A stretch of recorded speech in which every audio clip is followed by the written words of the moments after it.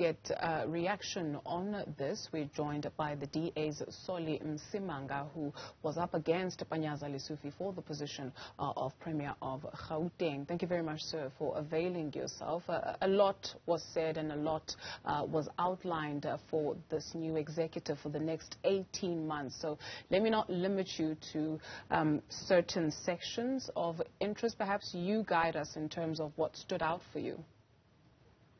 Well, you know, as we have been saying, that Lebogang Maile is actually in charge of this, this executive, that Panyaza Lesufi is not in charge. This is a clear proof of it.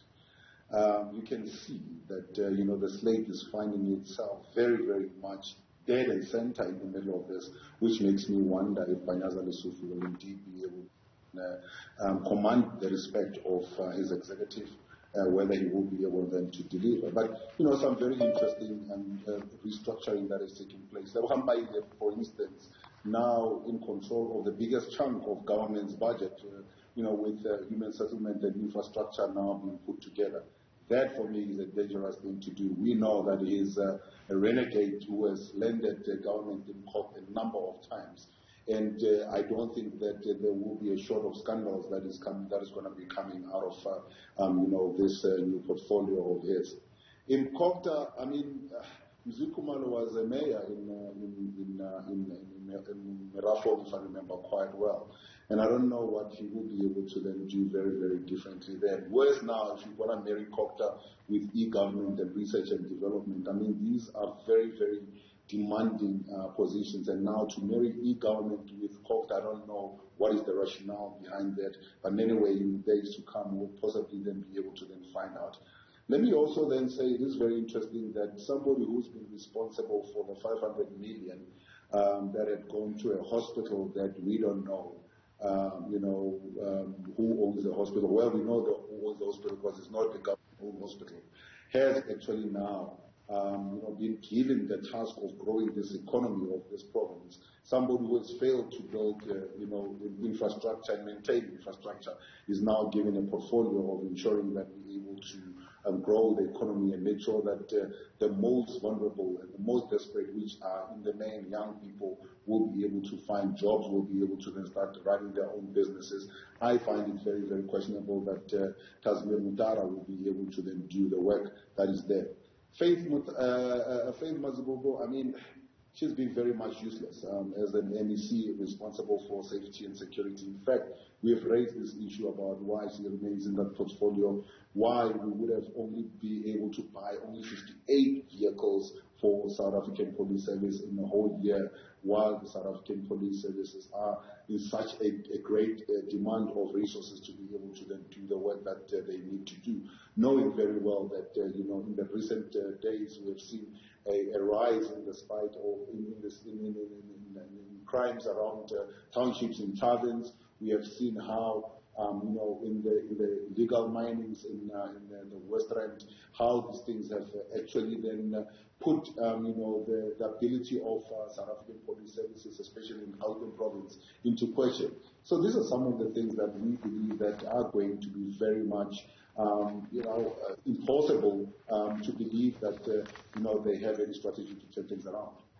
You raise a concern on the part of Lebogang Maile for housing. So you say he's a renegade and he'll be responsible for the biggest chunk of the budget. We've also heard about the establishment of a 24/7 land invasion unit. We've heard of plans of creating spaces where roads will be tarred, there'll be sewer systems, and people just only have to come and build. But we've also heard that the budget will be shifted around, right? Because there's other areas where major developments are purported to take place or are supposed to take place, one being the establishment of a state bank in Gauteng and the establishment of a pharmaceutical company. So on the issue of budget, you would know better than us in terms of how realistic maybe this would be. As I said to you guys yesterday, and I'll continue to say this, don't expect anything new, don't expect any changes, from the ANC-run government, for the remaining 18 months, that things will change. Now they're regurgitating things that they've already said before. I mean, the issue of, the land grabs, there is something called the red ends that we do have. In fact, Lebogang Maile has been in charge of that in any way for a very long time, since the end of the previous term and now into this term, where he's been the responsible MEC for human settlements. We have been raising the issue of land grabs in Centurion. We have been raising the issue of land grabs in Lenasia. We've been raising issues of land grab around the Kempton Park area. And, his response has always been, well, we are engaging with the service provider. And then they said, no, we don't have the budget. And then they said, now, we now need to renew the contract. So it has never been an issue of them getting to do all these things. It's all going to be talked, and I want you to then keep an eye on that, and the public must keep an eye on that. Let's then address the issue of the so-called New State Bank. David Makura spoke about the State Bank 8 years ago when he got into office. And we asked a number of questions, which it's now again being rehashed again, but we're still going to be asking the same issues. What model are we going to use? How are we going to fund the infrastructure? How are we going to fund the bank itself to get it up and going? And, who is it going to service in the main? And, how do we then keep the checks and balances in place to make sure that what we would have seen, where millions and billions disappear, with, people then saying, well, Anaz, which was coming into account, and then make sure that if it's going to have a board, it's going to be a board that, does what needs to be done and can actually be held to account. These are some of the things that we have been asking, but I can tell you right now, you can watch the space. By the end of the 18 months before we get to 2024, none of these things will be done. Mr. Msimanga, this is said to be done in the best interest of the people in, he's identified 3 spaces: townships, hostels, and informal settlements.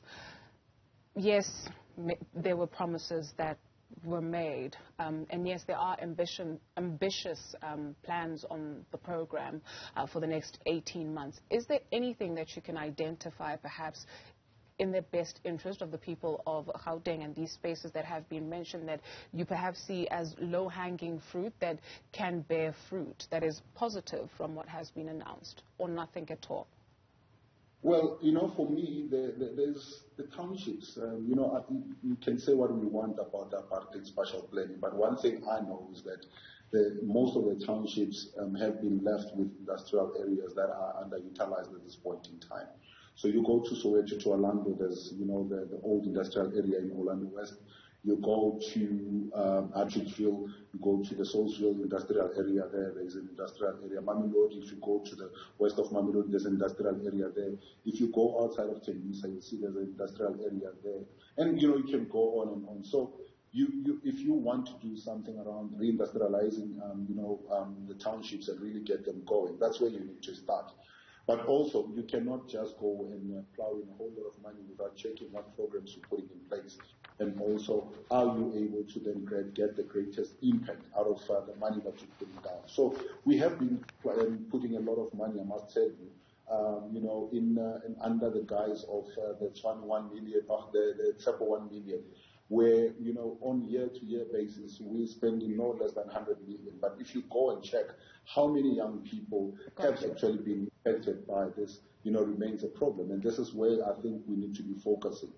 Mr. Msimanga, very quickly for us, so with the COCTA e-Government and Research and Development MEC, they've also been tasked with creating a new department to manage coalitions, with the Premier saying some things need mediation and not a vote of no confidence. Just a quick thought on that, if you have one. Well, this is something that we have been engaging on, and it's a study that all of us have actually looked at. If you look at the coalitions in developed countries like Germany, like Sweden, like Denmark, where coalitions are actually regulated, this is something that we need to look into. But I doubt that at this point in time, an MEC would be able to regulate that, because there's nothing in the laws that then try to pin people legally into any kind of action. But it's a welcome announcement in that regard. Thank you, sir. Thank you very much for availing yourself.